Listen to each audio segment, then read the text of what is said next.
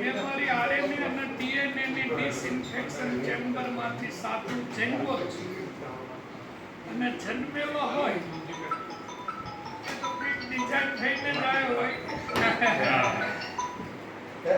Rules અને regulation સાથે જ આવ્યો હોય.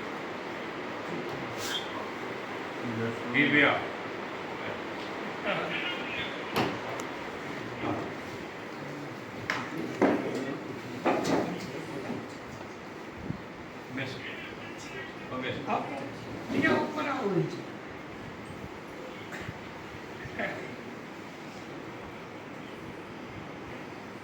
એટલે સમય બી હવે ચાલુ થઈ ગયો.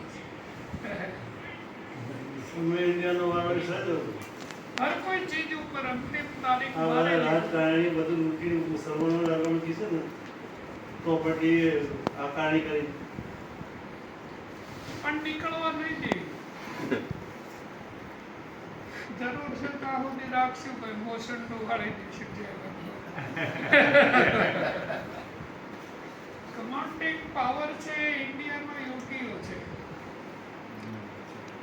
જ્યારે ખલ નીતિ, ખગ નીતિ, કુટિલ નીતિ, કપટ નીતિ, છલ નીતિ, નાગા નીતિ, ન્યાયશાસ્ત્ર, અન્યાયશાસ્ત્ર, કાયદો અને કાયદાની કલમ બધું ખોરવાઈ જાય ત્યારે પરમપિતા પરમાત્માએ આટલી સુંદર સૃષ્ટિનું નિર્માણ કરી અને એની માસ્ટર ચાવી ડફોળોને ના આપી દીધી.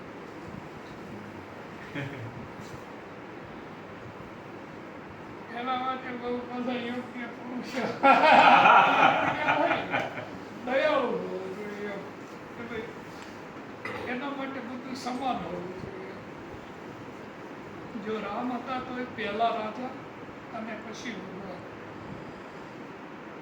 કૃષ્ણ હતા તો પહેલા રાજા અને પછી ભગવાન.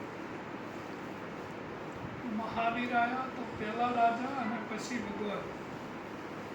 બુદ્ધ આવ્યા તો એ પહેલા રાજા અને પછી ભગવાન. છેલ્લી બાકી રામદેવ પીર આવ્યા તો એ પહેલા રાજા અને પછી ભગવાન.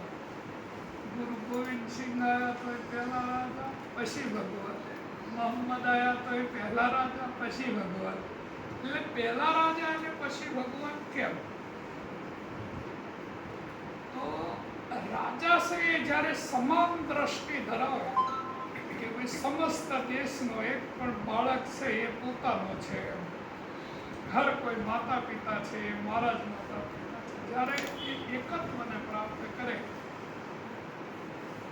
તો સંસ્કૃતિમાં એવું કીધેલું છે કે ભાઈ દેશનો જે રાજા હોય તેની અંતરાત્મા છે તેમાં ઈશ્વરનો વાસ હોય.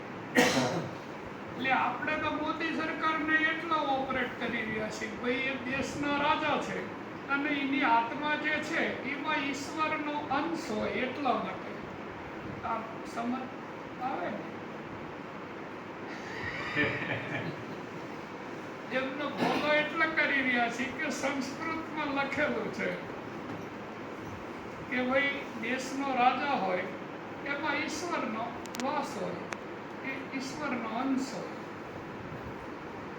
તો આ બધા રાજાઓ છે એમના જે ડિગ્રી આપેલી છે ડિગ્રી ભગવાનની, એ કોઈ ભગવાન જેમાં નથી એમ. એના સમસ્ત 2000 પબ્લિકે ભેગા થઈ અને બનાવેલા છે કે ભાઈ અમારા રાજા છે એ ભગવાન છે એમ.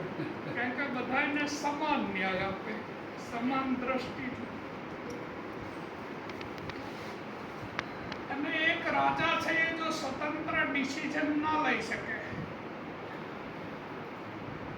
તો પછી લોકો આપણા હાથ પગ બની જાય ત્યાં સુધી બરોબર છે, પણ લોકો આપણું બ્રેન બની જાય તો આપણું ટાઇટેનિક છે એ મહા 41 માં 3 જગ્યાએ ઠોકાય કોઈ કારણ બને. એટલે એવું તો ન જ કરવા ગયો.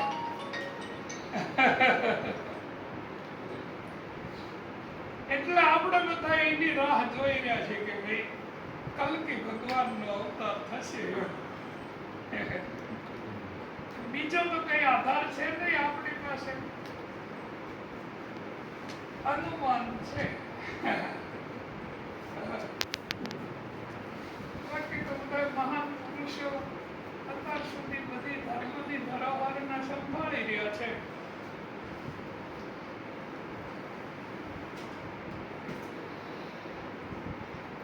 હેકરને લોસ કરવા પડશે ને સમય કરી નાખશું. કરી નાખશું.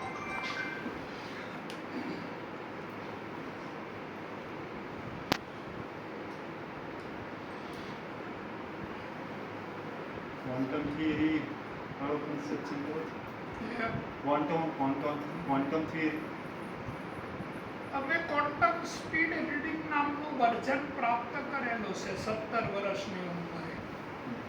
એટલે આમ તમને જોવે એટલે એક્સરે મશીન જેવી આંખો હોય. તમને જ્યારે તમારી સામું જોયું ને એટલે તમે કઈ સિક્રેટ જે છે એ કશું સાચવી ના શકો એમ. અમારે જે રીડ કરવાનું છે એ અમે રીડ કરી જ લીધું હોય.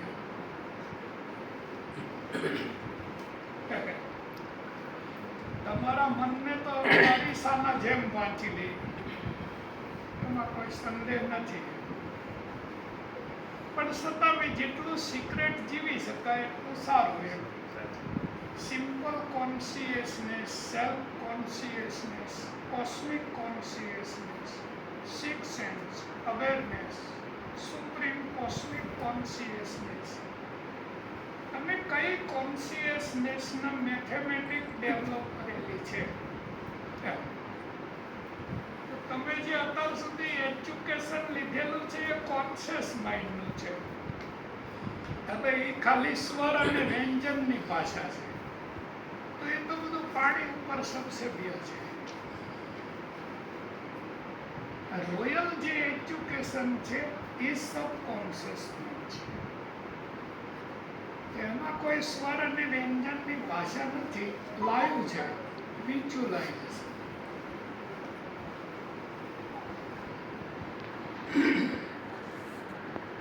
તો કોન્શિયસ માઇન્ડ હર હંમેશા ચિત્તની જે પ્રમાણ નામની વૃત્તિ છે એના 3 ભાગ પાડે છે: અનુમાન પ્રમાણ, આગમ પ્રમાણ અને પ્રત્યક્ષ પ્રમાણ. પણ યોગીઓ માત્ર પ્રત્યક્ષ પ્રમાણને જ ફોલો કરે. એ કોઈ દાડો અનુમાન ને આગમ ને ફોલો ન કરે તો એક ના એક જ થયું.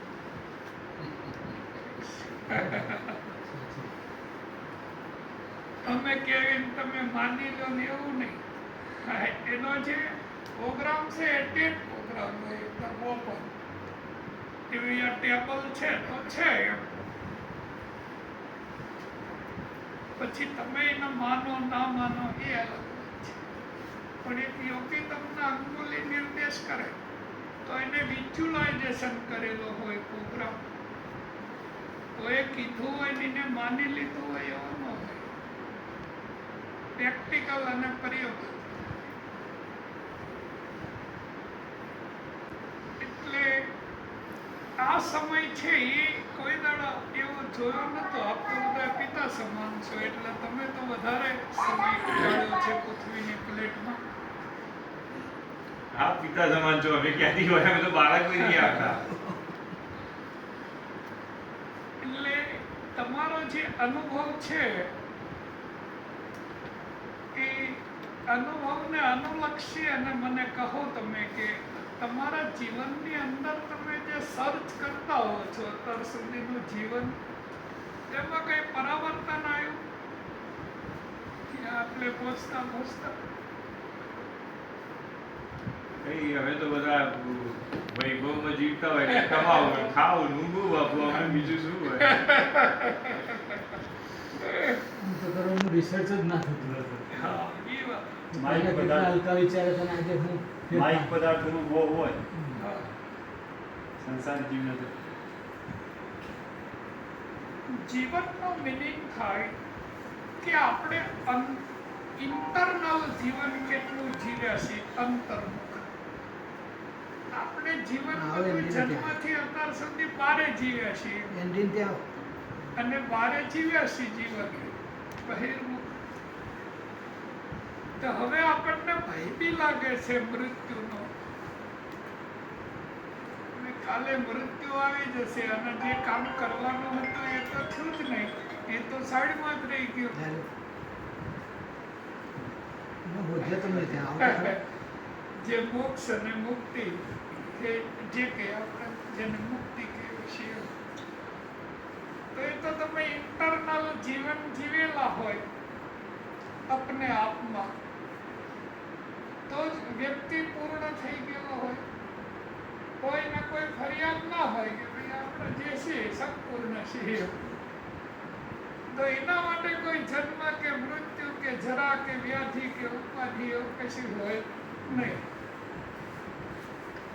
પણ જો બહિર્મુખ જીવન જીવેલા હોય અને અંતર્મુખ જીવન ના જીવેલા હોય તો એ પ્યાસ રહી જાય કે કોઈ કામ અધૂરું છોડીને આવ્યા છીએ.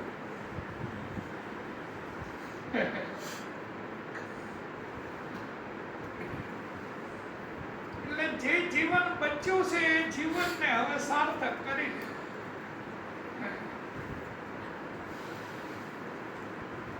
અંતર્મુખ જીવન છે એ જીવવાનો પ્રારંભ કરો. સામે વિશ્વ યુદ્ધ આવે છે ધબધબાઈ. સૂર્યના પડકારા વાગી જ રહ્યા છે. એવો પડકારા વાગી જ રહ્યા છે સૂર્યના. આવી જ રહ્યું છે. જ્યારે માનવ જાતિ રૂલ્સ અને રેગ્યુલેશન ફોલો ના કરે, ડિસિપ્લિન છે એ આઈડેન્ટિટી છે. એટલે જ્યારે સમસ્ત માનવ જાતિ, જેને આપણે ધર્મ નેતા, રાજનેતા અને અભિનેતા, એ સંસાર સાગરનું દર્પણ છે, અરીસો છે. એને જોઈ અને આ સંસાર તેના પગલે પગલે ચાલે. તો રાજનેતા, અભિનેતા અને ધર્મ નેતા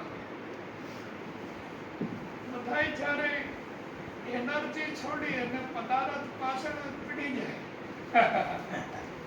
એટલે ત્યાં ધર્મ છે એ ખોવાઈ જાય. આપણે યુગે યુગે ધર્મની સ્થાપના એટલે જ કરવી પડે ને કે જે સ્થાપેલો ધર્મ છે એ ધીરે ધીરે ક્યાંક ખોવાઈ જતો છે. અને ખોવાઈ એટલા માટે જાય કે જે બી મહાન પુરુષોએ જે બી વિધિઓ બનાવેલી હોય એ વિધિઓને ફોલો કરી અને કોઈ દાડો પરમ તત્વની પ્રાપ્તિ થાય નહીં. પછી તમે વડીલ છો અને તમારા પગ હું નીકળી જવું પડે એ એક વાત થઈ. તો વિવેકશીલ બાળક હોય તો કે ભાઈ બીજી માથાકૂટમાં પડવું એના કરતાં બાપાના પગ હું નીકળી જવું શું ખોટું? એ થોડી પતી જતું હોય